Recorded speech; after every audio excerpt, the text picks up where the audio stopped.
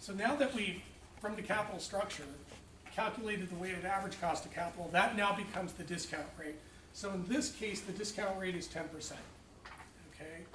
And we know that last year's cash flow from the firm, the technology firm that we're gonna buy, let's say it's a financial analytics firm, that's gonna cost us some money, but we know that the last year's cash flow from the firm was $100 million, so it's a profitable firm.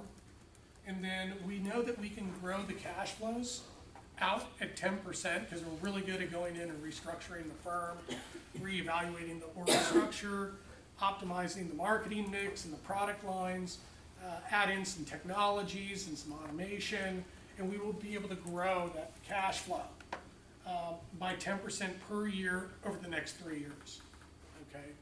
And we're looking at a 3-year holding period, all right?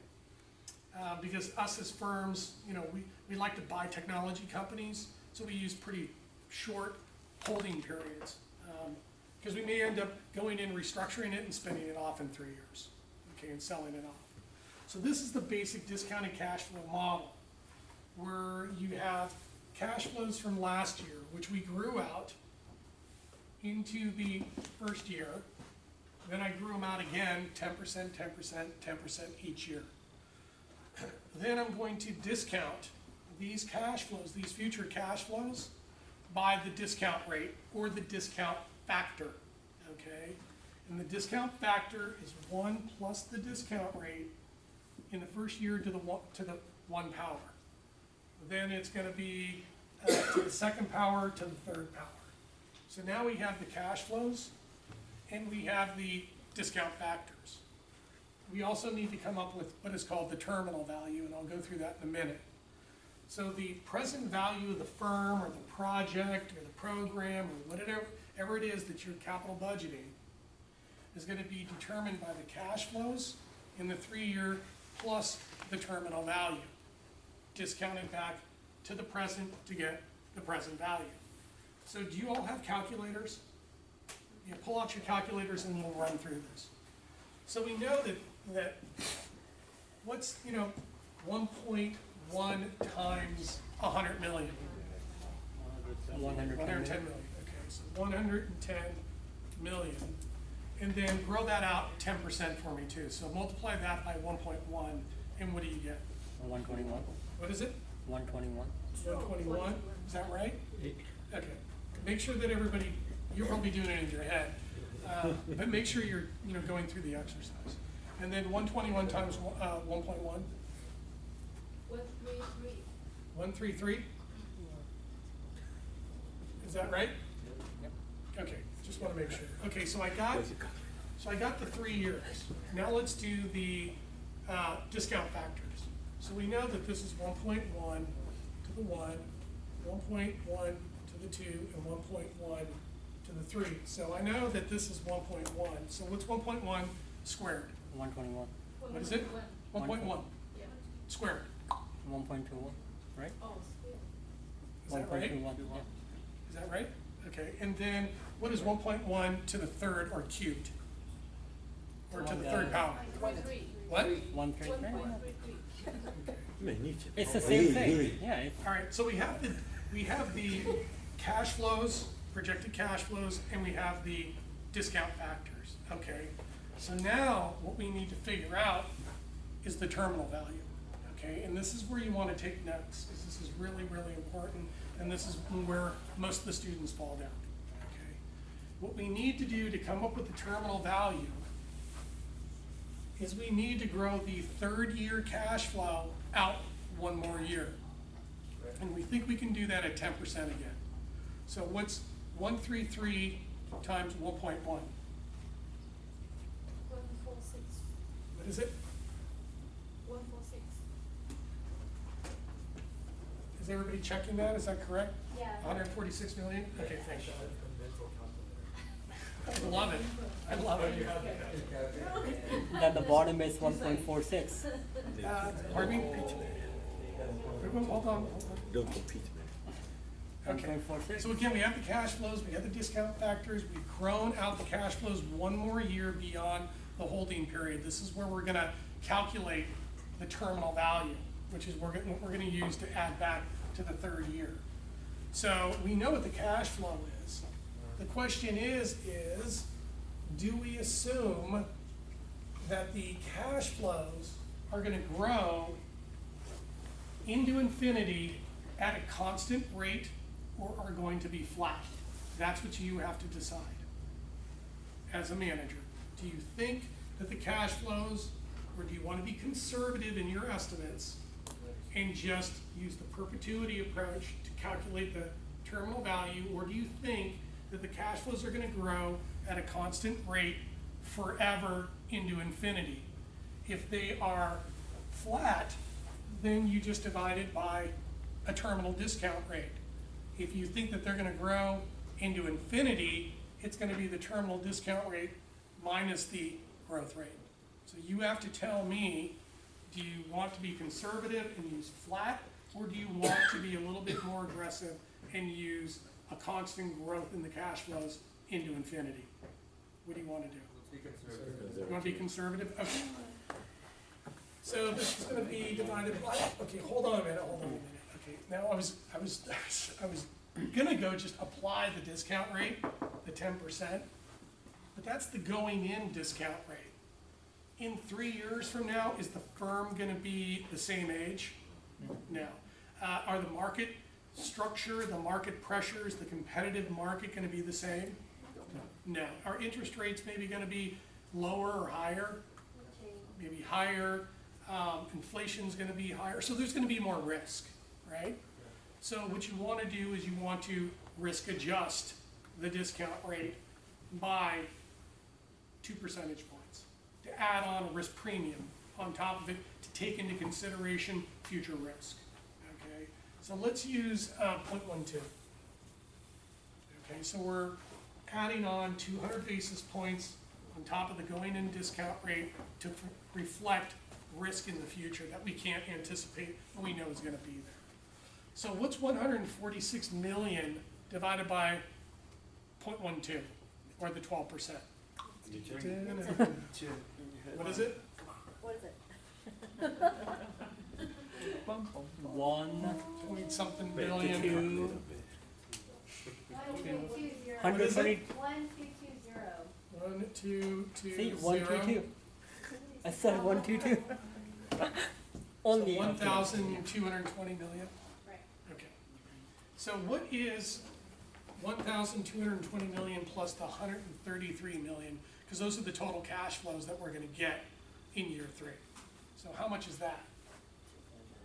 1, 3, 5, 3. 1, 3. 3, 5, 3 million. Is that correct? 1,353 million. Everybody agree? Okay, perfect.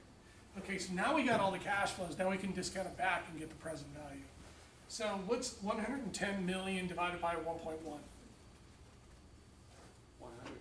Yeah. Remove the 0. Million. Is that correct? Okay. What's 121 million divided by 1.21? 110? No. What is it? Is it 110 or 100? It's still 100. 121. Still 100 million. It's 100. Still Is it? 100. Is it? Yeah, you're just moving the decimal. Okay. And what is 1,353 million divided by 1.33? More than 100 million, but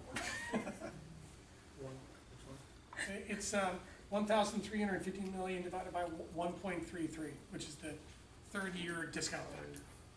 100, couple million. 10 million. Is it how much? 10. No. It's not 10 million. 100 million. It's got to be More than 100. 1,016. 1,016 million. Is that correct? Is everybody double checking and that's- making sure that there's no errors in this? Yes? Okay, I just want to make sure before I go on. All right, so what's 1,016 million plus 100 plus 100 million? So let's add up the discounted cash flows. 1216. What is it? 1216. 1216 million? Okay. So based on this firm that we are looking to acquire, based on the projected cash flows and our cost of capital, we have come up with a present value of $1,216,000,000. Okay? So let's say that the cost of acquisition, you're gonna do the math for me, is $750 million. We can acquire it, we can build it, we can develop the product, whatever it is, it's gonna cost us $750 million. But it's worth 1.216, 1.2 basically billion. So what's 1,216 minus 750? 466. What is it? 466 million. So we have what is called a net present value that is positive 466 million. Will we develop, buy, build the project? Will we do it? Will we buy the company? It's positive, yep. Yep, it's a positive net present value. Will we buy it? Will we build it? The answer is yes, okay? But what if the cost is $1,750,000,000? What's the difference between that? Yeah, what's the negative? How much, by how much? A lot. Yeah, what's 1216 minus 1750? 534. 534? Okay. So we now have a negative net present value of $534 million, okay? So when it's positive, okay, when you have a positive net present value is greater than the price, you're gonna accept it, okay? If the cost was the same as the present value, then the present value and the price would be the same, and you would accept the project. In this case, the net present value is negative, and you would reject the project. When your net present value, or your net present value is positive, and your present value is higher than the price, the internal rate of return on the project is higher than the weighted average cost of capital. So when your present value is higher than the price, and the net present value is positive, your internal rate of return is higher than the weighted average cost of capital, and you would accept the project. When the present value equals the price, and the net present value is equal to 0 or 1, you are still gonna accept the project because your internal rate of return equals your weighted average cost of capital. So you're gonna accept the project too. But when your internal rate of return is less than the weighted average cost of capital, or the present value is less than the price, your negative present value is negative. So when your internal rate of return is less than the weighted average cost of capital, the present value is less than the price, and your net present value is negative. So you would reject the project. Are these aligned so that it's the first one goes with the first one, goes with the first one, goes with the first one? Well, this one, these two would go with this one. These two would go with this one. These two would go with this one. And these two on the break even would go with the positive. This, when the present value is less than the price, your negative present value, your net present value is negative. You would reject it. You would reject it. When your net present value is negative, you would reject the project. When your internal rate of return is less than the cost of capital, you would reject the project. When the break even, you're investing in this project, when you hit break even from the cash flows, if it's less than 3 years, you accept the project. That's usually in an acquisition or a major capital technology project. You will give the department or the team or the firm up to 3 years to reach break even, because it takes a long time to restructure. If it's 3 years, the break even's 3 years, you will accept it. But if the break even is more than 3 years, there's too much risk, and you would reject the project. Are each of these considered individually, or are they considered as a set? Basically, is any one of these that are no a deal breaker? I'm gonna get to that right now. Okay. Okay, so this is the arc right here. So just based off of the numbers right off the bat, if we can get a net present value of 466 million, we're gonna accept the project. If we have if the cost is significantly higher and we get a net negative present value, we're gonna reject the project, okay? But here's where the art comes in. What if I can get a price reduction in the acquisition cost, or I can lower the development cost of the technology implementation? What if I can lower the cost or get a price reduction of the firm of $534 million? What will then happen to the net present value? Neutral. It will be zero. Would you accept or reject? At a zero net present value, do you accept or reject the project? You accept it. So by using a price reduction, you can't accept the project, but you're gonna have to go back and you're gonna have to negotiate, okay? What if you cannot negotiate a price reduction, or what if you cannot lower the cost of development in the technology implementation? You cannot lower the cost enough, and you cannot get a price reduction. Would you accept or reject it then? Now you're back.